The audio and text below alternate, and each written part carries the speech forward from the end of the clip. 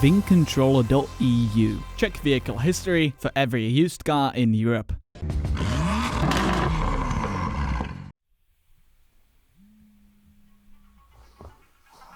Oh, Jesus. Who is this? Hey, what's up? Hey, what you up to? I'm working on a video. What else would I be doing? Alright, man, just forget the video. I have a pretty cool car to show you.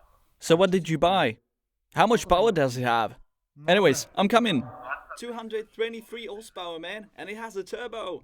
Alright, that sounds good. I'll be there in a minute.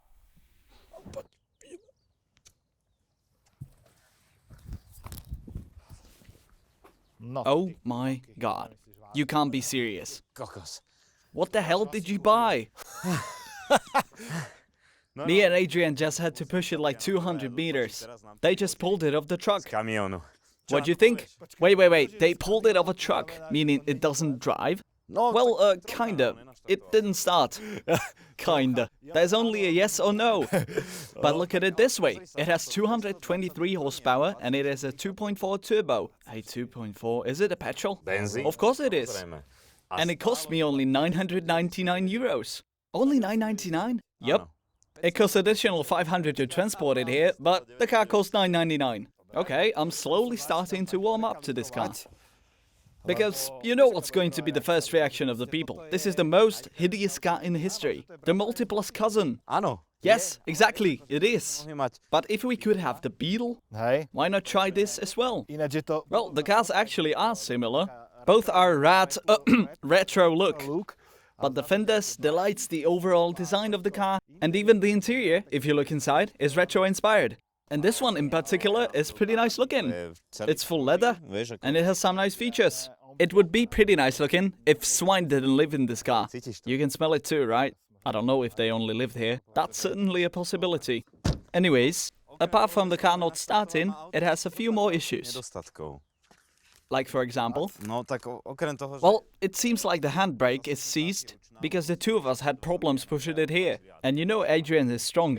Yeah. By the way, ladies, Adrian already has a girlfriend.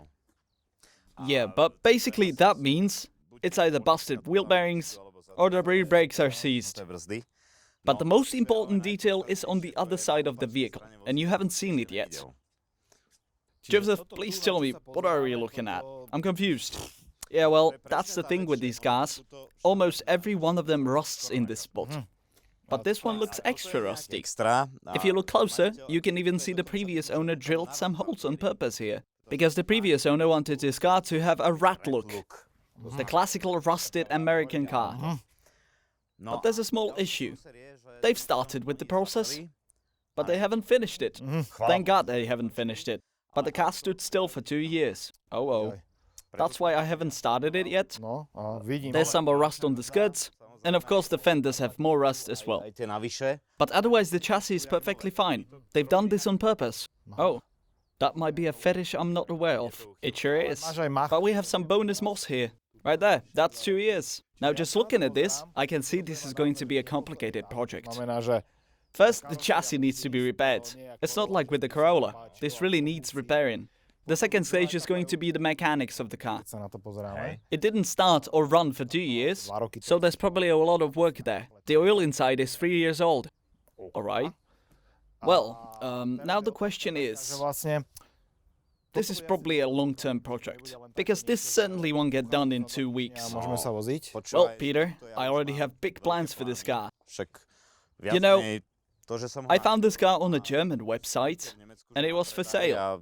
I only had one phone call with the owner, where he told me the car started the last time he tried it. Alright, so the price was actually fair. Now, I've watched this car for some time, and at first the price was 2,500, then 2, then 1.5, and when it was at 999, I told myself, I'm taking the car. So I called the owner and arranged the truck to come for the car. I just told the driver to give the guy the money when the car is unregistered. So it's here, it all worked out, even through Corona, since truck drivers can still cross borders. At the time that I called him, it was probably still 2 weeks out from when the truck came to pick the car up. So I started contacting all our partners. All the companies, the people, institutions, schools, just everybody I knew. And I started thinking what to do with the car. Well, now you've got my attention. What now? Well, this is not going to be car we give away at all. This is going to be strictly my car, or rather our car, which is going to be our show car. We're going to present ourselves with this car. It's a show car. So, at first we're going to sort out all the mechanical bits, and then we can try some things out. We can fit ST suspension on it, later maybe KW, and maybe, a year later, air suspension. We can really play with this car. And when it comes to the engine, all the standard stuff is going to happen. We'll measure the stock power, we'll take it to Slovakia and measure the time, and then we're going to do stage 1. We'll do some chip tuning and measure the time again. Then maybe we'll fit a bigger intercooler, or maybe a bigger turbo, or an engine rebuild. With this car really, the sky is the limit. We're going to live and breathe this car for 2 years. It's going to be a big thing. And of course, since the design of this car is a catastrophe, I want to redesign the body kit a bit. There are some body kits in America, but they are really stupid expensive. So now hear me out, I want to create a custom body kit for this car. Increase the track width, put the car a bit lower, we'll play with the interior. Just you wait, we're gonna cut a hole here and put a big turbo in it. Now that you've mentioned Slovakia, I can't stop feeling bad for Brisho Gonda, who's probably gonna drive this. I'm sure he thought he was going to get a normal car after the Beetle. Something that looks normal. And we'll bring a PD Cruiser. Now, let's be real, this is not a bad car. It definitely has some potential and a pretty big engine. And that engine gets tuned to some respectable numbers. But for me, this is going to be a big challenge. Because if we were to start a new project with a Golf or BMW 3 Series, then firstly everybody has one and there's plenty of spare parts. But this is going to be interesting. This is going to be extra. So, what's going to be the first step we take with this car? Well, first, we're going to take it to MM Racing. We're then going to check the car mechanically so that we know what we're working with. Yeah, so we'll define our starting point. Yeah, we'll basically find out what's broken and what needs to be replaced. And then we can continue. One video after the other. Well, you'll see all that in the next episode. But right now, I have a question for you. Please let us know what you could imagine doing to this car. But please don't say you'd wreck it. That's off the table. What can you think of with the PD Cruiser? Because Jozef, very smartly, bought the best variant that's available on the market. You'll have no problems finding diesel ones. There's plenty of those in Europe. Then there are the NA 2-liters, which I've tried on my channel already.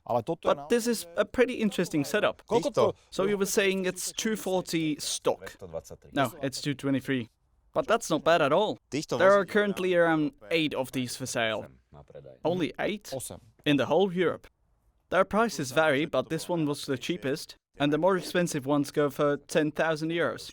But those are usually modified. Really nice examples that probably don't have the rust spots we have. Now, no offense. You can keep thinking this is an ugly car, but it's still interesting. Just look at those nice fenders and the side skirts. And the way the doors follow the shape. The classical European models had those finished in chrome. It looked hideous. But since they are colored along with the front grille, along with all the small details, it doesn't really look that bad. And if I remember, it didn't drive that bad. It's actually pretty comfortable to drive, and the retro look, it's growing on me. Would you be willing to change this for the X1 as your daily driver? You bet. That's a car that transports you from A to B. It's quick, economical, luxurious, safe. But this is emotion.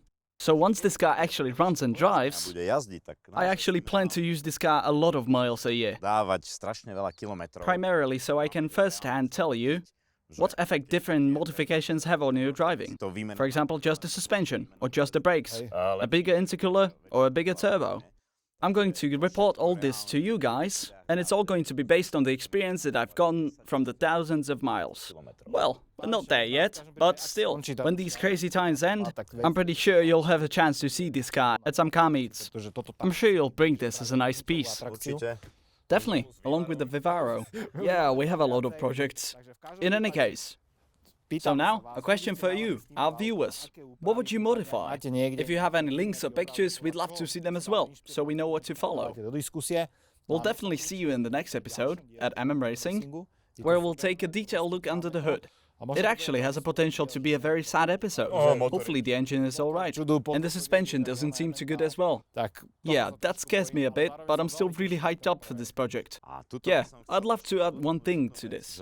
All those companies, or even institutions and schools that are going to help us with this project, are going to help us thanks to you. It's all thanks to you watching our videos and subscribing to our channel. We wouldn't be able to do all this without you watching our videos at all. Even the engagement in the comments is brilliant. It's only thanks to you, our viewers, that we're able to do projects like this. Thank you for buying our merch and helping us. Many of you even came by to say hello, which we're really thankful for. Thanks to you, we can start this project. So please, help us continue this and leave us a like and make sure to share this video. Now I'd really love to end this video by saying we're going for a drive, but sadly, we can't. So, see you in the next episode, and we're looking forward to your comments and suggestions. I'm really curious what you think about this car. See ya.